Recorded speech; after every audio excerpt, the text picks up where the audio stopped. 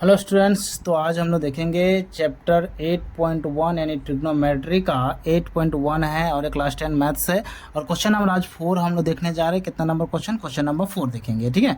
तो question number 4 में क्या दिया हुआ है, दिया है आपका 15 cot A equal to find sine A and sine A और सेक ए। अब देखिए गिवन में भी दिया है ए। जब भी तीनों जगह ए ही वेरिएबल मिल जाए तो आपको ड्राइंग की ज़रूरत ही नहीं पड़ेगा और ना ही आपको अलग अलग वैल्यू चाहिए। जैसे होता है ना परपेंडिकुलर, किसी साइन के लिए अलग परपेंडिकुलर, सेक के लिए अलग परपेंडिकुलर, नहीं, क्योंकि यहाँ तीनों का वेरिएबल सेम है तो इसके लिए सेम, सबके लिए सेम ही परपेंडिकुलर रहेगा और सबके लिए सेम ही बेस रहेगा। इस चीज़ों को आप समझ जाइएगा, ठीक है। तो इसमें ज़रूरत ही नहीं है ए बी को कुछ भी मत मानिए, सीधा परपेंडिकुलर बेस आप मान सकते हैं, ठीक है। तो यहाँ पर समझ जाएंगे। तो यहाँ पर देखिए कोट है, यहाँ पर सबसे लिख लेता हूँ मैं। सबसे पहले क्या लिखता हूँ, गिवन। गिवन में क्या दिया हुआ, 15 कोट ए इक्वल टू 8, ये दिया हुआ है। अब यहाँ पर देखिए कोट इक्वल टू क्या हो जाएगा, तो कोट ए इक्वल टू हो जाएगा 8/15, ये दिया हुआ है। अब यहाँ पे कोट का फॉर्मूला क्या होता है, सबसे पहले तो ये कोट इक्वल टू होता है b/p। क्या होता है, b/p।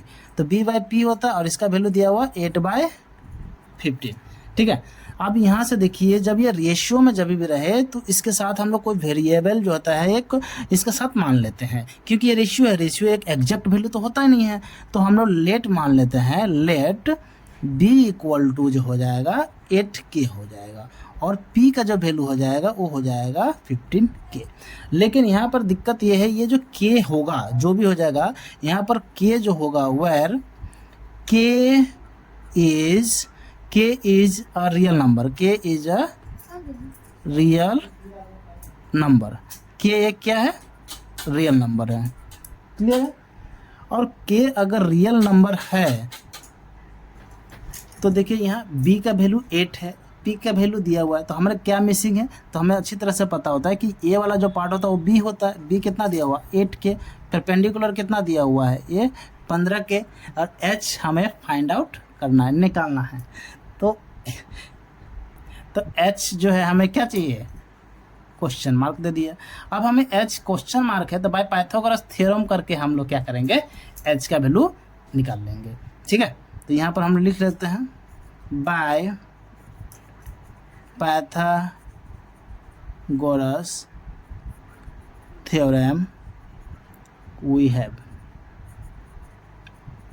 अब ये फार्मूला आपको अच्छी तरह से याद होना चाहिए कि एच स्क्वायर इक्वल टू क्या होता है, जो पाइथागोरस थ्योरम होता है, एच स्क्वायर इक्वल टू होता है P square plus B square. ये वाला पता है आपको। तो एच की तो चाहिए हमें, तो एच जो चाहिए तो एच स्क्वायर इक्वल टू क्या था, पी का वैल्यू कितना है 15, यानी 15k का स्क्वायर। और बी कितना है 8, यानी 8k का स्क्वायर।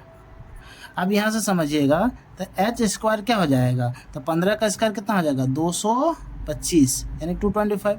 8 का स्क्वायर कितना होता है 64, यानी 64, के का स्क्वायर, सॉरी सेंटीमीटर में के स्क्वायर। अभी दोनों को प्लस करेंगे तो यहाँ पर मैं कर रहा हूँ, देखिए तो एच स्क्वायर इक्वल टू क्या हो जाएगा, तो अगर हम लोग 225 प्लस 64 करें तो कितना आ जाएगा 289 आएगा। आप इसको प्लस कर सकते हैं तो क्या आ जाएगा 289 के स्क्वायर। तो सिर्फ h चाहिए हमें, तो h इक्वल टू क्या हो जाएगा √289 के स्क्वायर। तो रूट अंडर करेंगे तो h का जो वैल्यू 289 किसका होता है, तो ये होता है 17 × 17 × के स्क्वायर, ठीक है। तो 217 है तो h का वैल्यू क्या हो जाएगा 17k। क्लियर है यहाँ तक। अब हमें सीधा सीधा जो क्वेश्चन में बोला है वो सीधा सीधा यहाँ पर पुट कर देंगे। क्लियर है यहाँ तक। तो चलिए क्वेश्चन में जो भी पूछा है वो हम लोग यहाँ पर देख लेते हैं। क्वेश्चन में क्या था देख लेते हैं एक बार। तो क्वेश्चन में था साइन ए और सेक ए। क्या था, साइन ए, तो मैं यहाँ लिख लेता हूँ साइन ए। और साइन ए का फॉर्मूला क्या होता है p/h।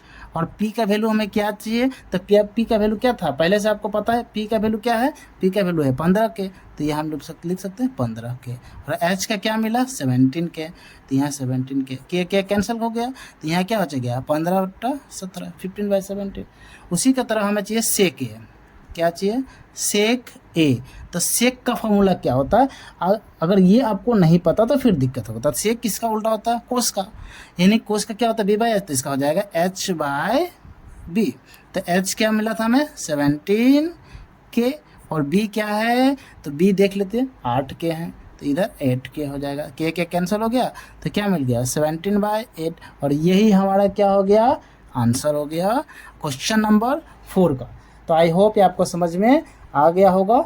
चलिए हम लोग नेक्स्ट देखेंगे क्वेश्चन नंबर 5। तब तक के लिए जय हिंद। वीडियो अच्छा लगे लाइक कर सकते हैं, सब्सक्राइब कर सकते हैं। Thank you.